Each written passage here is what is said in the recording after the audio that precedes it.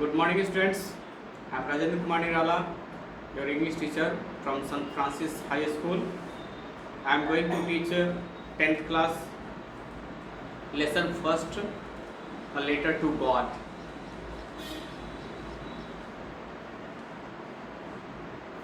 The story begins this way. The house, the only in the entire valley, sat on the crest of a low hill. From this height, one could see the river and the field of ripe corn dotted with flowers that always promised a good harvest. The only thing that needed was a downpour or at least a shower. Throughout the morning, Lencho, who knew his fields intimately, had done nothing but see the sky towards the northeast. यानी घर संपूर्ण घाटी में अकेला एक नीची पहाड़ी की चोटी पर स्थित था। इस ऊंचाई से आदमी नदी तथा पकी फसल के खेतों को जो फूलों से लदे हुए थे उसे देखा जा सकता था, जो कि सर्वदा एक अच्छी फसल का वादा करते थे। धरती को केवल अच्छी वर्षा की आवश्यकता थी, एटलीस्ट नीड अ शावर। धरती को केवल अच्छी वर्षा की आवश्यकता थी या कम से कम एक बौछार की। Through out the morning Lencho, पूरी सुबह लेंचो जो अपने खेतों के बारे में घनिष्ठता से परिचित था, घनिष्ठता से जानता था, वह उत्तर पूर्व की दिशा की ओर देखने के अलावा कुछ नहीं कर पाता था। Now we are really going to get some water, woman. वो अपनी औरत से बोलते हैं, प्रिय अब हम लोग को कुछ वास्तव में वर्षा मिलने जा रही है। सचमुच में हम लोगों को पानी प्राप्त होने जा रहा है। The woman who was preparing supper replied, yes, God willing. The older boys were working in the field, while the smaller one were playing near the house until the woman called to the meal. स्त्री जो रात का खाना तैयार कर रही थी, वह जवाब दी कि हाँ, भगवान की इच्छा हुई तो वर्षा जरूर होगी। बड़े लड़के खेत में काम कर रहे थे, जबकि छोटे लड़के खेत के पास खेल रहे थे। While the smaller ones were playing near the house until the woman called. जब तक कि औरत उन लोगों को खाना के लिए नहीं बुलाती। भोजन के दौरान It was during the meal that just as Lencho had predicted, big drops of rain began to fall. In the northeast, huge mountains of clouds could be seen approaching. The air was fresh and sweet. The man went out for no other reason than to have the pleasure of feeling the rain on his body. And when he returned, he exclaimed, these aren't raindrops falling from the sky, they are new coins. The big drops are 10-cent pieces and the little one are 5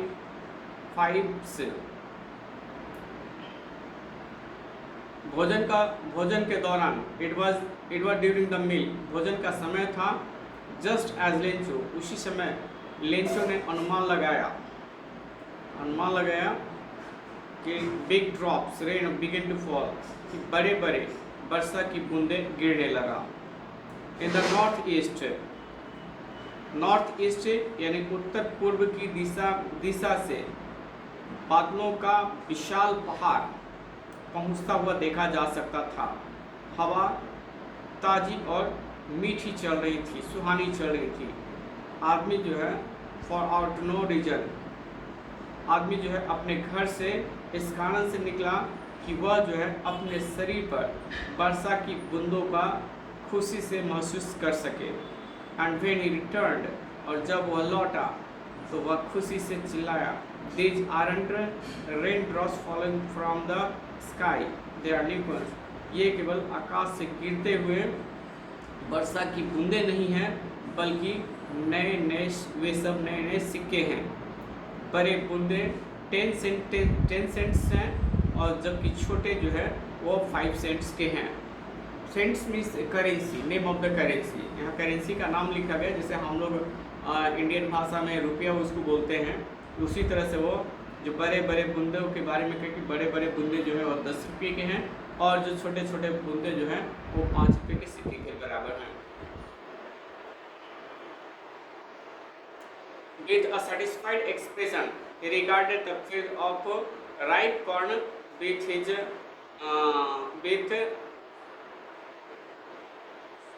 it began to blow and with his flowers and draped in a curtain of rain.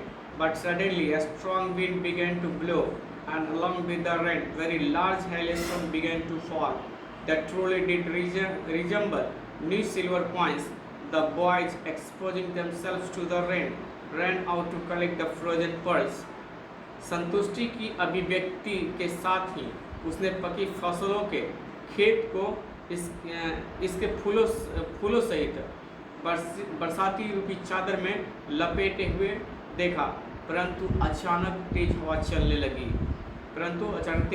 लगी और वर्षा के साथ साथ बड़े बड़े बर्फ के ओले भी गिरने लगे। ये वास्तव में चांदी के सिक्के जैसे प्रतीत होते थे। लड़के वर्षा में जाकर जमे मोतियों को इकट्ठा करने के लिए भागे। वर्षा में जाकर जमे मोतियों को एकत्रित करने के लिए बाहर की ओर भाग निकले। It's really getting bad now, exclaimed the man. I hope it passes quickly. It did not pass quickly. For an hour, the hail rained on the house, the garden, the hillside, the cornfield. In the whole valley, the field was white as if covered with salt. आदमी जो है दुखी होकर के बोला, चिल्ला पड़ा कि वास्तव में अब अनर्थ होने जा रहा है। It is going to bad now. It is really getting bad now. अब कुछ अनर्थ होने जा रहा है। मुझे उम्मीद है यह शीघ्र ही समाप्त हो जाएगा, बट इट डिड नॉट, लेकिन यह जल्दी नहीं गया। 1 घंटे तक घर पर, बगीचों पर, पहाड़ियों पर, अनाज के खेतों पर, संपूर्ण घाटी में बर्फ की वर्षा होती रही, और खेत ऐसा सफ़ेद था जैसे मानो कि वह पूरी तरह से नमक से ढक गया हो। Not a leaf remained on trees. The corn was totally destroyed. The flowers were gone from the plants. Lencho's soul was filled with sadness. When the storm had passed, he stood in the middle of the field and said to his son, "A plague of locusts would have left more than this. The hail has left nothing. This year we will have no corn." That night was a sorrowful one, all our work for nothing. There's nothing, and there is no one who can help. We shall all go hungry this year. Not a leaf remained on the trees. पेड़ों पर एक भी अब पत्ते खाली नहीं रह गए थे, यानी सभी के सभी पत्ते बर्फ के भार से नीचे गिर गए थे। अनाज पूरी तरह से नष्ट हो गया था। फ्लावर्स पौधों से गायब हो चुके थे, जा चुके थे। लेंचों की आत्मा उदासी से भर गया था। जब आंधी when the storm had passed, जब आंधी समाप्त हो चुकी थी, गुजर चुकी थी, वह अपने खेत के मध्य में खड़ा था और अपने पुत्रों से कह रहा था कि टिड्डियों के प्लेग ने हमारे खेतों को बर्बाद कर दिया है। Have left more than this, इससे अधिक और कुछ नहीं छोड़ा है। The hail has left nothing, यानी बर्फ के ओलों ने कुछ भी नहीं छोड़ा है। इस साल हम लोगों को कोई अनाज नहीं मिलेगी। वह रात दुखदपूर्ण रात थी। हमारा सारा काम बेकार हो गया। There is no one who can help me, कोई भी ऐसा व्यक्ति नहीं है जो हमारी मदद कर सकता है। अब we shall go hungry this year, हम लोग को इस साल भूखा ही रहना पड़ेगा।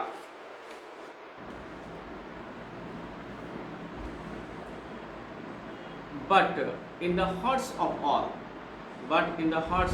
who lived in that solitary house in the middle of the valley, there was a single hope, help from God. परंतु सभी के दिलों में, जो घाटी के मध्य में उस अकेले मकान में रहते थे, केवल एक ही आशा थी। क्या थी? केवल एक ही आशा थी, वह थी भगवान से सहायता, भगवान की मदद की आवश्यकता थी, यानी भगवान उसकी मदद कर सकता था। Don't be so upset even though this seem like a total loss, remember no one dies of hunger. Don't be so upset कहता है कि बहुत परेशान होने की ज़रूरत नहीं है। इवन द यद्यपि यह पूरी हानि प्रतीत होती है, परंतु परेशान नहीं हो। याद रखो, भूख से कोई नहीं मर सकता, भूख से कोई नहीं मरता। That's what they say, no one dies of hunger। और यही वह कहते हैं कि भूख से कोई नहीं मरता, सभी लोगों को भरपेट भोजन मिलेगा ही मिलेगा। All through the night Lencho thou only of his one hope, the help of God, whose eyes as he had been instructed everything, even what is deep in one's conscience. Lencho was an ox of a man, working like an animal in the fields, but still he knew how to write. The following Sunday at daybreak he began to write a letter which he himself would carry to town and place in the mail. It was nothing less than a letter to God। पूरी रात Lencho अपनी केवल एक आशा के विषय में सोचने लगा। वह था भगवान की सहायता, जिसकी आंखें जैसे उसे तालीम मिली थी, यानी जिसकी आंखों से उसे ज्ञान मिला था, इंस्ट्रक्टेड निर्देश मिला था, सब कुछ देखती हैं, जो कि एक आदमी के अंतरात्मा की गहराई में भी होता है। लेंचो एक मेहनती, यानी बैल की तरह मेहनती, an ox of a man, एक मेहनती आदमी था। Working like animal in the field, खेत में जानवर की तरह काम करता था। बट स्टिल ही न्यू, लेकिन फिर भी वह लिखना जानता था। द फॉलोइंग, अगले ही रविवार को भोर होते ही उसने एक पत्र लिखने लगा, जिसे वह स्वयं लेकर के शहर की ओर गया और मेल में डाल दिया, पत्र पेटी में डाल दिया। It was nothing less than a letter to God. यह भगवान के नाम पत्र के सिवाय और कुछ नहीं था। उसने अपने एड्रेस पर लिखा था लेटर टू गॉड, ऐसा लिखा था। God he wrote, if you don't help me my family and I will go hungry this year. I need 100 pieces in order to sow my field again and to live until the crops comes, because the hailstorm has destroyed everything. He wrote to God on the envelope, put the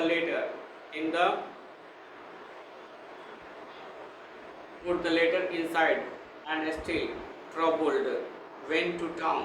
At the post office he placed a stamp on the letter and dropped it into the mailbox। उसने लिखा भगवान, क्या लिखा? उसने लिखा भगवान, यदि आप मेरी सहायता नहीं करोगे तो इस वर्ष मैं और मेरा परिवार भूखा ही रह जाएगा।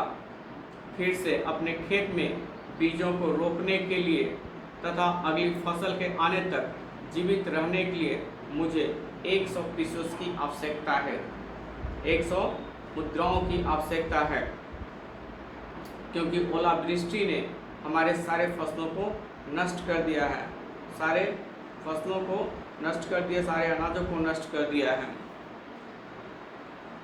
और उसने लिफाफे पर भगवान के लिए लिखा, भगवान के लिए, टू गॉड, यानी सेवा में जैसे हम लोग करते हैं उसी तरह से उसने ऊपर में लिख दिया to God on the envelope, लिफाफे के ऊपर, और लेटर बॉक्स में इसे डाल दिया। फिर भी वो अभी भी चिंताग्रस्त था और शहर की ओर चल दिया। At the post office he placed a stamp on the letter and dropped it into the mailbox. Post office में, एट द पोस्ट ऑफिस में उसने लिफाफा चिपकाया, सॉरी स्टाम्प चिट्ठी पर स्टाम्प चिपकाया और इसे मेल बॉक्स में डाल दिया। One of the employ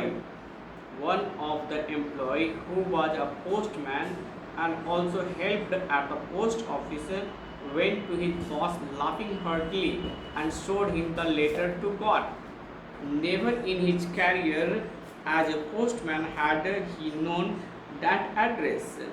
The postmaster, at a fat, amiable fellow, also broke out laughing, but almost immediately he turned serious and tapping the letter on his desk, commented, "What faith! I wish I had the faith of the man who wrote this letter, starting up a correspondence with God."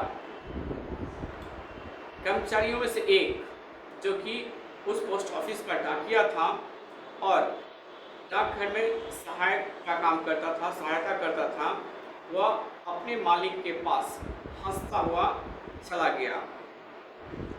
गया और भगवान को लिखा पत्र उस मालिक को दिखाया।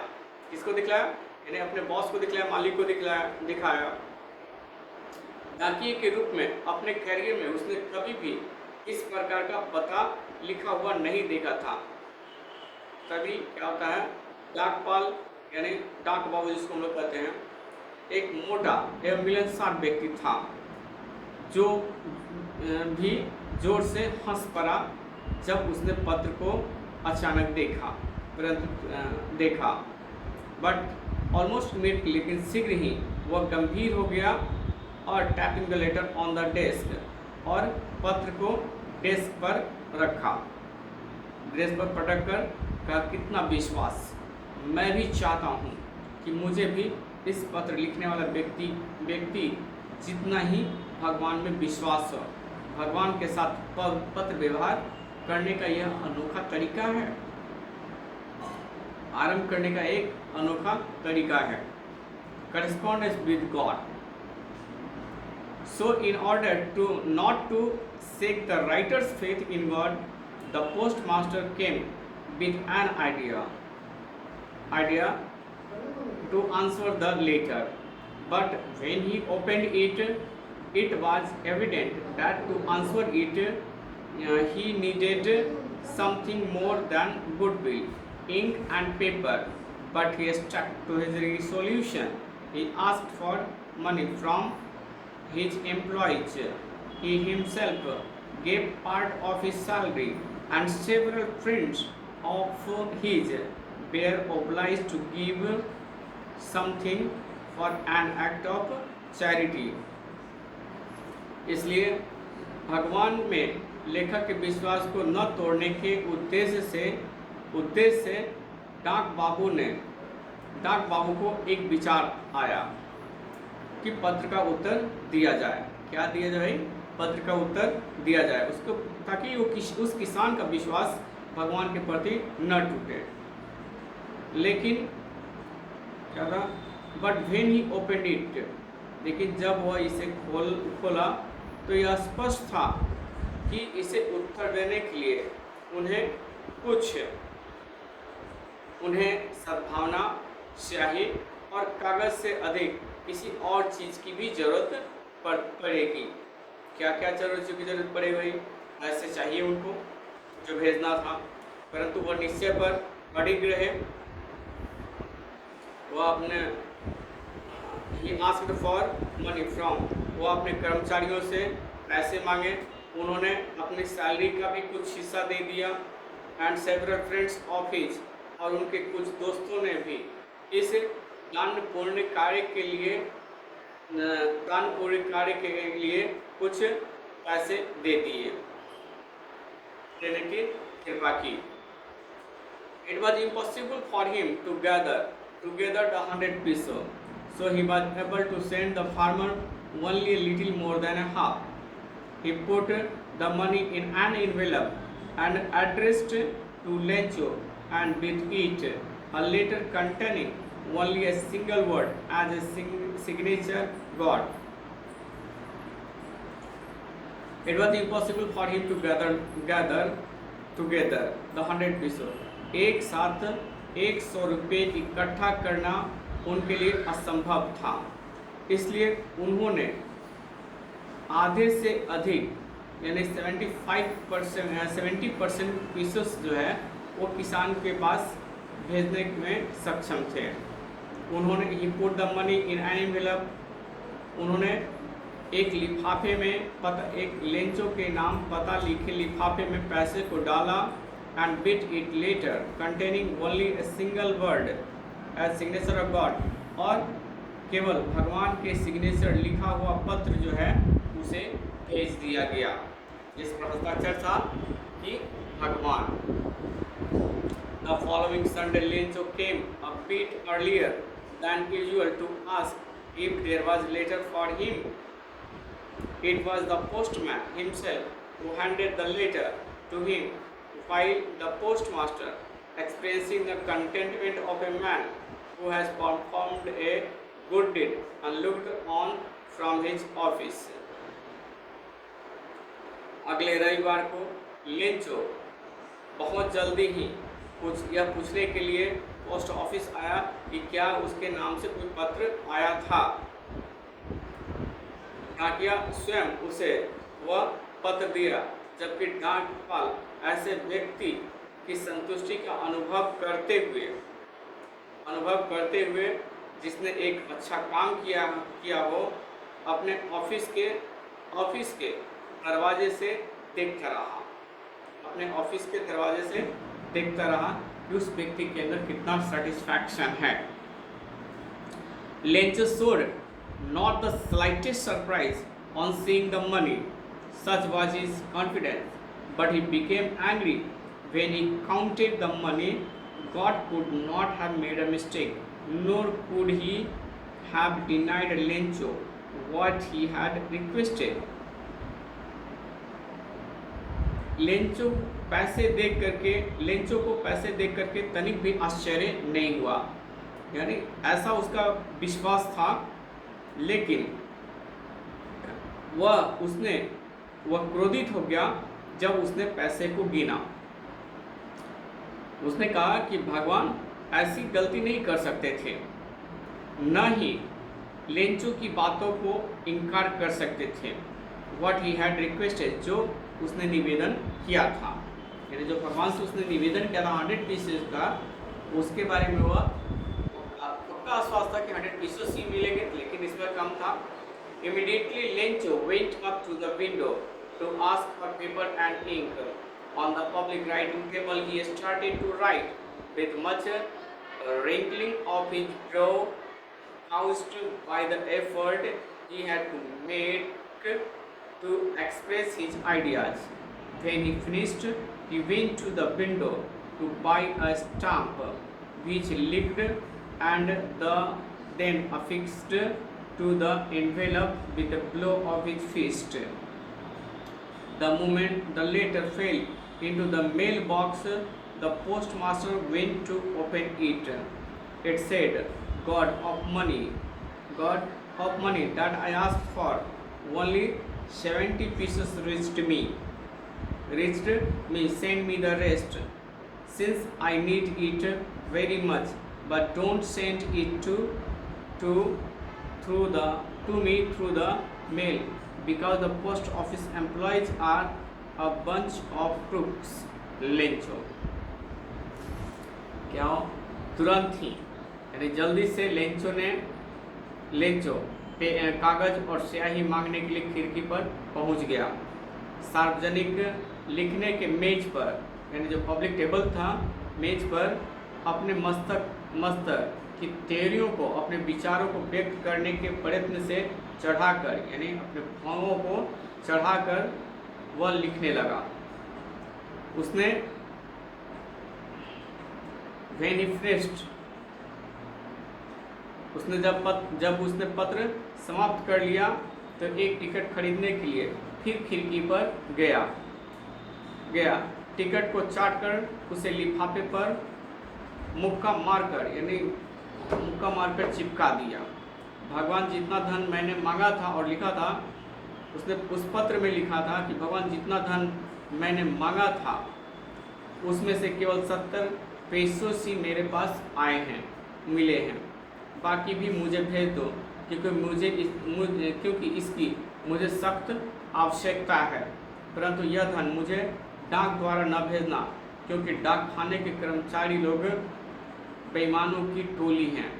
यानी डाक खाने के जो कर्मचारी हैं वो बेईमानी की टोली, यानी सारे डाकघर वाले को वह बेईमानों की टोली कह रहा है, जबकि उसे नहीं पता था कि डाकघर वालों ने ही, डाकघर के कर्मचारियों ने ही उसके 70 पैसे जो है इकट्ठा करके भेजा था। और चूंकि वो एक अंधा विश्वास हम कह सकते हैं कि भगवान कभी किसी के पास पैसा थोड़ी भेजता है, यानी आदमी ही माध्यम है जिसके माध्यम से उसके पास वो पैसा पहुंचा डाकघर के कर्मचारियों के द्वारा। फिर उसने अंत में वो लिख रहा है कि भगवान हमें इन कर्मचारियों के द्वारा डाकघर के माध्यम से पैसे नहीं भेजना, क्योंकि यहाँ बेईमानों की टोली बैठी हुई है। तो कहने का मतलब हुआ कि उसके भगवान के प्रति जो उसका विश्वास था वो बहुत ही ज़बरदस्त विश्वास था, एक अटूट विश्वास था जिसे वो तोड़ नहीं सकता था। Thank you for today. Hari Om.